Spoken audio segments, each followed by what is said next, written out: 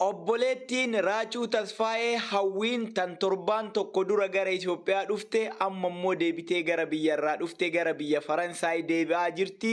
Gaafa durii miira tokko qofa ture miira gammachuuti har'a immoo miira wal makatu jira.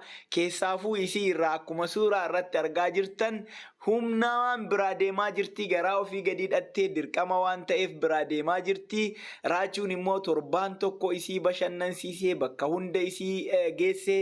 Wantoota kana dura itti dhagamaa ture kophummaa kana dura itti dhagamaa ture akka obboleessa gaarii qabdu akka immoo fira gaarii qabdu itti agarsiisaanii ture kunoo har'a immoo dirqamaan kaatee biraa deemaa jirti. Kun hundi wanni xiinsammuu isii keessatti kana dura galmaa'e wanti akka addaa jiraachuu adda dhalachuu san hunda sammuu isii keessa ture keessaa dhiqee sammuu nagaatiin gammachuudhaan geggeessaa jira. Garuu isiin immoo dirqamaan biraa deemaa jirti.